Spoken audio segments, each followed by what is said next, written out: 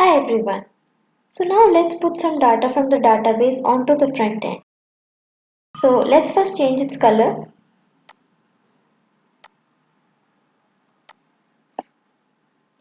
So we have our template.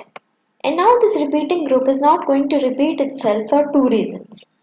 First reason is that we are not telling it where to get its data from. So it doesn't know how many times to repeat. So suppose I have a list of 5. It is going to repeat 5 times. But right now we haven't told it where that list is, what it is supposed to be searching for. So it is not going to work for that reason. We want here to be text. Basically, we want here to be dynamic text that is going to change based on each pizza. So I had like say 4 pizza, each of them having different ingredients, different price, different image and things like that. I want there to be a text block here or a piece of text of some description here and nice clean image here, the average price here and all those things. And we want to tell the repeating group that each time we load a particular pizza into one cell, like each pizza get one cell. In place of text, we want to show the title of the pizza. In place of image, we want to show the image of that particular pizza only. So all those things we are going to do right now. If we go back into our data tab, in our data types, all these fields which we made here, we need to show them on the front end as well. So right now, let's do that. Let's go back to our design page. Let's first create an image. Let's create it. And remember that we only have to do it in the first box and it will repeat itself throughout. Now here we get back with the static and the dynamic data. But we want dynamic data. This is where we introduce the idea of insert dynamic data. But before we continue, you should always look at your parent, things that will be affecting your repeating group. So click on this repeating group. Here you will see these options. So for type of content, we need to select what type of content we want to enter into a repeating group, whether it is user, pizza, bubble plugin, text or whatever. We want the type of content pizza. So we are telling it that for each block, that is the type of content we are loading. We are not loading a user, we are not loading a text or bubble plugin or anything like that. We are loading our entire pizza data. And what does the pizza contain? Well, it contains all the fields that we configured in the data. So let's select this pizza only. So now we are going to answer the question that where you are getting your data from. And that's the data source. And with the way you can figure this when you click into here. When you click on do a search for, it will search through the entire database. But we need to define the type of elements we are looking for. So do a search for type, whether we are looking for user type of data or pizza. We are looking for pizza. So let's select that and that's it. Let's close it for now. So now even though we don't know it, each pizza data is being loaded into each of these blocks. Our data that we created, the 4 entries which we created, they're already loaded here. But there is no way to communicate that because we haven't told it to show that data. So we have our image here which we will double click again. And we don't want the static image, we want the dynamic image. So click on insert dynamic data. We will be using this option quite a lot.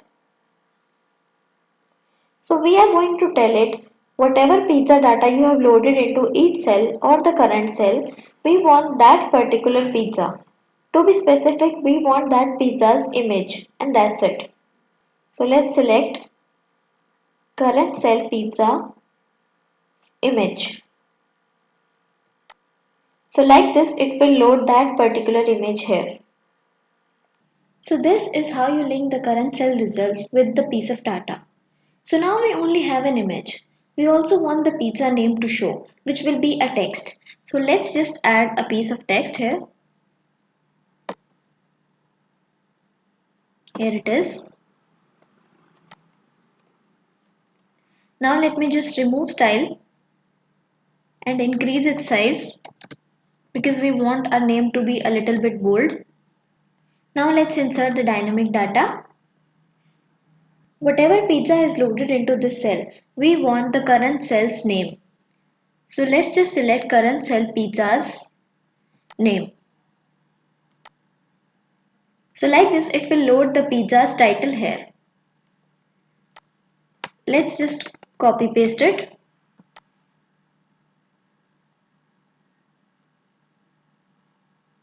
And let's just unbold it and decrease the size because here we want the description.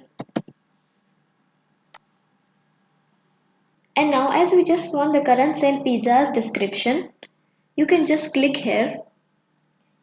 You see how there is a separation that we can edit. We can just click on this part because we still want the current cell pizzas and we just want to change this part. So we want the description, so we can select that. So current cell pizza's description will load here. So now we will copy this again and paste this here. So let's say we wanted to see a 3-star rated pizza. We want to see 3 stars here. So we can also mix and match the dynamic and static data. Let's say we want the number to come first. So we'll just change it here. Current cell pizzas rating. And now let's just enter the word stars here. So like this, it is going to load the number first and then add the word stars to it. Now we are going to add the text average price. Let's copy paste it again. But here we don't want any dynamic data. You can backspace everything if you want to delete that. Let's just write average price.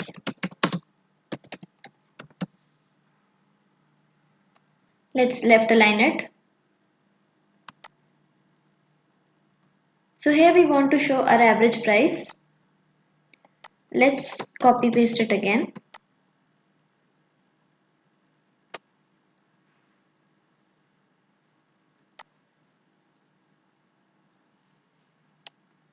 So now here we want a nice large piece of text that will show the price in green.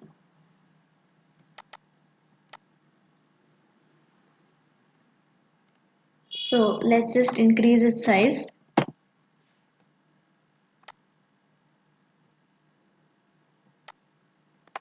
We'll backspace it. Current cell pizzas average price. And now let's suppose we want to show it in green. We'll select the color green. You can even bold it. So these are all design related changes which you can do as per your choice. Now let me tell you one more interesting thing. Let's suppose you also want to show a rupees sign in front of it, or else it will show just a whole number. In our app data, if you remember, when we made the entries, we just wrote the number. The average price was 500, 450, 575. That was just a number. No dollar sign, rupees sign or any currency was there in it. So we can add rupees sign just like we added the word stars here. But there is one more way of doing that. Let me show you how. Click here on this average price. Then in this more option, you'll see formatted as. There is a thing called formatting in Bubble. You can actually format data the way you want. When we select formatting as option, you'll see this number formatting here, where you can select anything. Like in this number type, if you want to show currency, select currency. You can even select decimal place, decimal separator, thousand separator and all these things. In currency, you can select whatever sign you want to show. We want to show rupees sign. See, current cell pizza's average price formatted as, but here it is written in points. We would like if it would be in whole number. So in this decimal place, select 0. Then it will show in whole number.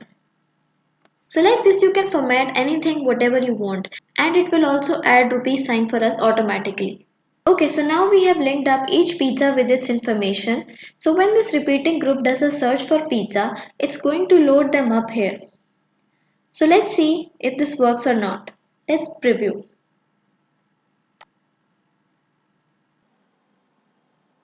See, all our data came in. All the 4 entries which we entered All our data is here. So this is the data that you added yourself that is being shown here. Now you see that all this is dynamic. It is changing based on what is being loaded into the entry. The name of the pizza. We have our ratings here, our average price here, our average price text here, which is not changing as it is static. Then we have this value which is formatted. See, the rupees sign also came. And now if you want, you can even put order now button here. Let me just show how. You can enter a button here and just write order now. Now let's preview.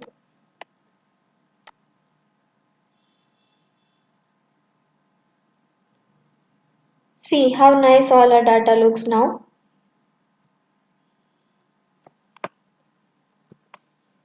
So now we have figured out the front end design, and we have also figured out how to link the front end to the back end. We have also figured out our database.